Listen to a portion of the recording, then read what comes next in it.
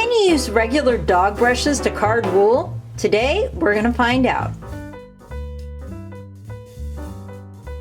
Hi everyone, today we're going to be talking about wool hand carders. Hand carving wool is one way you can quickly and easily turn your wool roving, also called tops, into a carded wool. And why do we do this? Because top wool or wool roving has all of their fibers going in the same direction.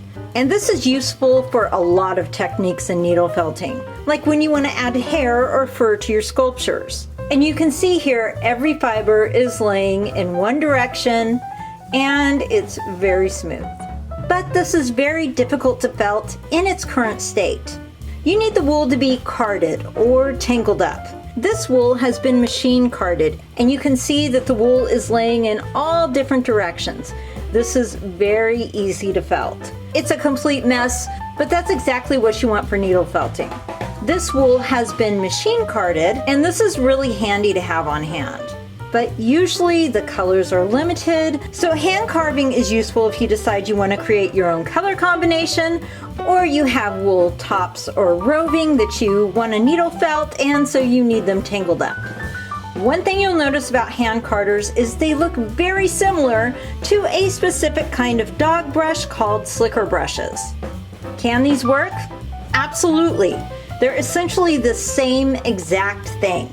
In fact, it's far cheaper to just buy slicker brushes for hand carding rather than spend over $50, sometimes over $100 for hand carders that are specifically marketed to wool felters.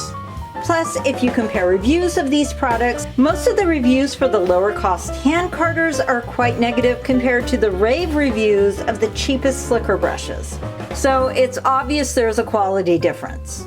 So, which brings us to these things. These are my hand carders. They're really dog brushes, which I bought specifically for my needle felting.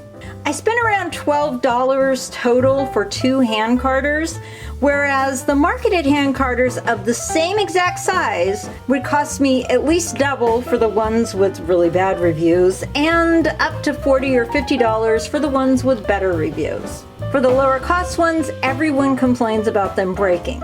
Now, of course, if you buy the really nice wood-handled heirloom quality ones, you're not going to run into any difficulties, but you're also going to spend a lot of money. The other thing is these are small, but that's because I make small sculptures.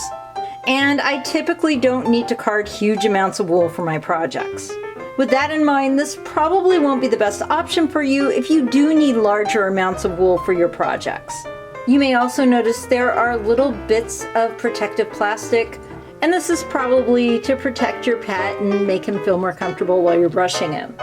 Official wool carders actually don't have these. So will this make a difference? Can you still use dog brushes to card wool? Absolutely. It doesn't make a bit of difference. It doesn't matter at all. Your wool will be carded exactly the same with the dog brush as it would with an official wool carder. Only you'll save about, 40 to 90 bucks or so. So frugal felters, let's get started. Let me show you how this works. We're going to combine a bunch of colors together that I thought would be pretty. Now, there's lots of really talented people online who will show you how they card wool, and I do it a little bit differently.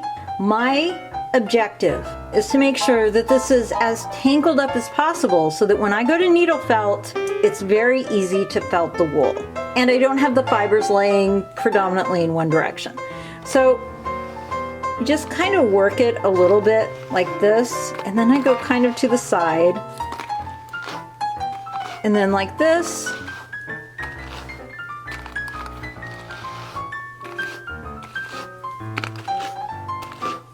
And I just kind of go back and forth and really tangle it up. I try not to be too orderly, because I find the more orderly I am, the less tangled this is. And the goal is to have it tangled.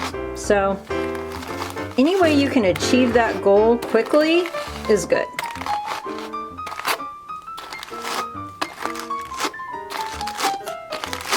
I'm not afraid to go back over it. I'm not afraid to fold it on itself. I really want it to be a tangled mess.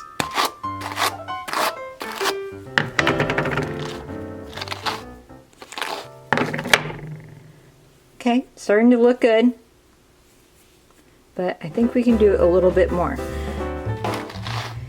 It goes quicker this way too, rather than just going in one direction. In fact, I haven't had a lot of success with just going in one direction, but it does work this way.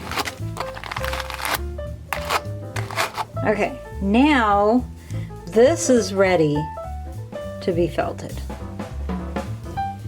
We've got a big tangled mess, and I could probably make it just a little bit more tangled. That's how you do it.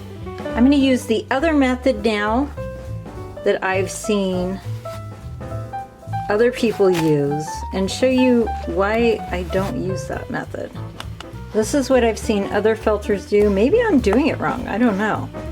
They do this and they just kind of pull it like this, and everyone swears that it's going to get more tangled, but that has not really been my experience. Because you're brushing it in the same direction, it just really doesn't seem to get as tangled as the method I use. While it does get a little tangled, it's not nearly as fast. See, it does get somewhat tangled. I feel like it doesn't get as tangled as my other way. So that's why I'm just going to mess it up a little bit. I mean, you got to think about what the goal is. Is the goal to do it slowly and take a bunch of time, or is the goal to get it done fast and efficient? The most efficient way to do this quickly is by not doing it neatly, because the goal is to make it completely tangled. And so I just feel like it goes faster and you have a better result by really messing it up. But let me know what you guys think in the comments down below.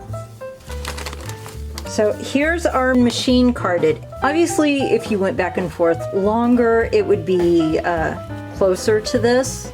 But I think this is good. I mean, I can needle felt with this. I can work with this. Here's our other one. This one's actually really good too. I would probably tangle this one up a little bit more. Oh, I just wanted to add one more thing. You don't have to buy carders. You can just take wool and tangle it up by hand, but that pulling motion is really hard on my hands, and I find that it, you know, my hands kind of ache afterwards, and so I don't like to do it. I don't feel pain with these though. These don't seem to aggravate my hands at all, and I can go about my day. So I really prefer using the hand carders. All right, everyone, hopefully I've saved you a little bit of money and you learned my method for hand carding. But that's all for now. Let me know what you guys think in the comments down below, and I'll see you next time.